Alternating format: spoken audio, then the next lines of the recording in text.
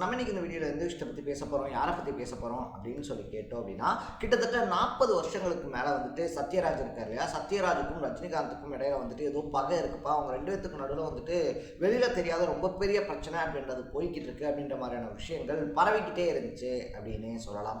அதாவது மிஸ்டர் பாரத் அப்படின்ற படத்தில் தான் வந்துட்டு பார்த்தோம் அப்படின்னா ரஜினி இருக்கார் இல்லையா, ரஜினியும் சத்யராஜ் அவர்களும் கடைசியாக ஒன்றா சேர்ந்து நடித்தாங்க.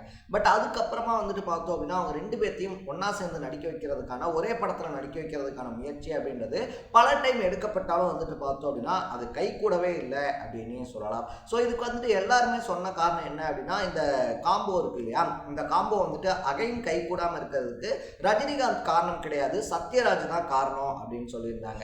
சூப்பர் டூப்பர் ஹிட்டான படங்களான சிவாஜி இருக்கு இல்லையா, சிவாஜியா இருந்தாலும் சரி, எந்திரன் திரைப்படத்திலேயா இருந்தாலும் சரி, இந்த ரெண்டு திரைப்படத்திலையுமே வந்துட்டு சத்யராஜ் இருக்கார் இல்லையா, அவரை வில்லன் கேரக்டர்ல நடிக்க வைக்கிறதுக்கு சங்கர் அவ்வளோ முயற்சி பண்ணாரு அப்படின்னு தான் சொல்லணும். அதுலேயும் குறிப்பாக வந்துட்டு பார்த்தோம் அப்படின்னா சிவாஜி படம் இருக்கு இல்லையா, சிவாஜி படத்தில் வந்துட்டு அந்த வில்லன் கேரக்டர் பண்ணுறதுக்கு ரஜினிக்கு ஈக்குவலான சம்பளம் அப்படின்றத வாங்கி தரேன் அப்படின்னு சொல்லியும் கூட பார்த்தோம் அப்படின்னா சத்யராஜ் ஒத்துக்கவே இல்லை அப்படின்லாம் ரொம்ப பரபரப்பாக பேசப்பட்டு இருந்த காலகட்டம் மாதிரி, திடீர்னு என்னடா ரஜினி இருக்கார் இல்லையா, அவர் படத்தில் நடிக்கவே மாட்டேன் அப்படின்னு சொல்லிட்டு இருந்த சத்யராஜ் கூலி படத்தில் நடிக்கிறாரு, அதுவும் ரஜினியுடைய நண்பராக நடிக்கிறாரு அப்படின்ற நியூஸ் ஸ்ப்ரெட் ஆனோடனே எல்லாத்துக்குமே ஆச்சரியம் அப்படின்னு தான் சொன்னோம். அதுவும் கூலியினுடைய இசை வெளியீட்டு விழா இருக்கு இல்லையா, இந்த இசை வெளியீட்டு விழாவில் வந்துட்டு பார்த்தோம்னா ரஜினிகாந்த் இருக்கார் இல்லையா, ரொம்பவே ஓப்பனாகவே வந்துட்டு எனக்கும் சத்யராஜுக்கும் இடையில வந்துட்டு இந்த கருத்தியல் ரீதியான முரண்பாடுகள் அப்படின்றது தான் இருக்குமே தவிர மற்றபடி எங்க ரெண்டு பேத்துக்குள்ள பர்சனலாக வந்துட்டு எந்த விதமான முரண்பாடுகள் அப்படின்றதெல்லாம் கிடையாது.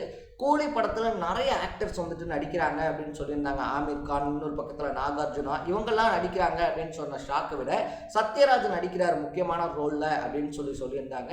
நான் உடனே ஷாக்காய் அவர்கிட்ட தெளிவாக கேட்டிங்களா அப்படின்னு சொல்லிட்டு வந்து கேட்டேன். ஏன்னா இதுக்கு முன்னாடி சிவாஜி மாதிரியான படங்கள் இருக்கு இல்லையா, அதில் நடிக்க வைக்கிறதுக்கான பேச்சுவார்த்தைகள்லாம் எடுக்கப்பட்டு எனக்கு ஈக்குவலாக சம்பளம் தரேன் அப்படின்னு சொன்னப்போ கூட நடிக்க மறுத்த சத்யராஜ் இதில் எப்படி ஒத்துக்கிட்டாரு அப்படின்னு சொல்லி ஷாக்கிங்காக இருந்துச்சு. பட் லோகேஷ் கனகராஜ் இல்லை சார் நான் கேட்டுட்டு நடிக்கிறேன்னு சொன்னாரு, பட் உங்களுக்கு ஓகேவான்னு சொல்லி உங்கள்கிட்ட கேட்க சொன்னாரு அப்படின்னு சொல்லியிருந்தாப்புல. ஸோ பல வருஷம் கழிச்சு நண்பர் சத்யராஜ் இருக்கார் இல்லையா, அவரோட நடிக்கிறதுல எனக்கு ரொம்ப சந்தோஷம் அப்படின்னு சொல்லியிருந்தாரு. ஸோ நேற்று வந்து பல பேருக்குமே வந்துட்டு பார்த்தோம் அப்படின்னா அப்படி என்னதான் நடந்திருக்கும் ரஜினிகாந்துக்கும் சத்யராஜுக்கும் நடுவில் பல வருஷங்களாக வந்துட்டு எதிரி புதிருமா இருந்த ரெண்டு பேரும் திடீர்னு இப்படி ஒன்று சேர்ந்தாங்க அப்படின்ற மாதிரியான பல கேள்விகள் உள்ள ஓடிக்கிட்டு இருக்கு அப்படின்னே சொல்லலாம். ஸோ ரஜினிகாந்துக்கும் சத்யராஜ் இருக்கார் இல்லையா, அவருக்கும் நடுவில் என்னதான் பிரச்சனை ஓடிச்சு, அதை தாண்டி வந்துட்டு இந்த பிரச்சனை எப்படி முடிவுக்கு வந்து இப்போ கூலி படத்தில் நடிச்சுக்கிட்டு இருக்காங்க அப்படின்ற மாதிரி பல விஷயங்களை தான் நம்ம இன்னைக்கு இந்த வீடியோவில் பேச போகிறோம்.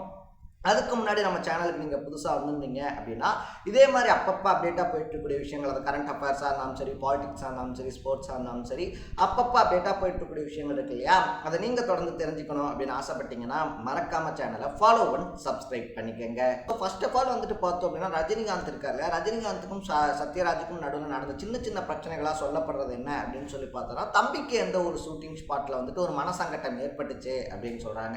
அதாவது ரஜினிகாந்த் எப்பயுமே வந்துட்டு பார்த்தோம்னா சுற்றி இருக்கக்கூடியவங்க இருக்காங்க இல்லையா, அவங்க எல்லாத்தையுமே ரொம்ப கலகலப்பாக வச்சிருக்கக்கூடிய ஒருத்தர். பட் சத்யராஜை பொறுத்த வரைக்குமே வந்துட்டு வந்தோமா ஷூட்டிங் முடிச்சோமா போனோமா அப்படின்னு சொல்லிட்டு சின்சியாரிட்டியாக இருக்கக்கூடிய ஒருத்தர் அப்படின்னே சொல்லலாம். ஸோ தம்பிக்கு எந்த ஒரு ஷூட்டிங் டைமில் வந்துட்டு பார்த்தோம் அப்படின்னா ஷூட்டிங் ஸ்பாட்டில் ரஜினிகாந்தும் இருந்திருக்காப்புல, சத்யராஜும் இருந்திருக்காங்க. ஸோ சத்யராஜ் வந்துட்டு ஒரு ஓரமாக உட்காந்து சீன் ப்ரிப்பேர் பண்ணிட்டு இருக்கும்போது பார்த்தோம் அப்படின்னா அங்கேருந்து மாதவி அப்படின்னு சொல்லக்கூடிய ஒரு ஆக்ட்ரஸ் வந்துட்டு ரஜினிகாந்த் இருக்கார் இல்லையா, அவர்கிட்ட போயிட்டு யார் அவர் அப்படின்னு சொல்லி கேட்குறாங்க. ஸோ அவர் வந்துட்டு நியூயார்க்கில் டீச்சராக இருக்காரு, ரொம்ப இன்டெலிஜென்ட்டான ஆள் அப்படின்லாம் சொல்லி இல்லாததெல்லாம் கட்டி விடுறாரு ரஜினிகாந்த். ஸோ இதை நம்பின மாதவியும் பார்த்தோம் அப்படின்னா மறுநாள் அவங்கள்ட்ட போயிட்டு இங்கிலீஷ்லேயே ஃபுல்லாக பேசுகிறாங்க.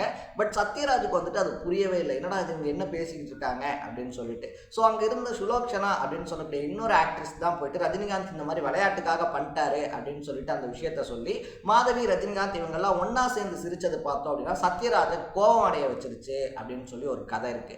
இன்னொரு விஷயம் என்ன அப்படின்னு சொல்லி பார்த்தோம்னா, மிஸ்டர் பாரத் அப்படின்ற திரைப்படத்தில் ரஜினிகாந்துக்கு அப்பாவா சத்யராஜ் நடிச்சிருப்பாரு.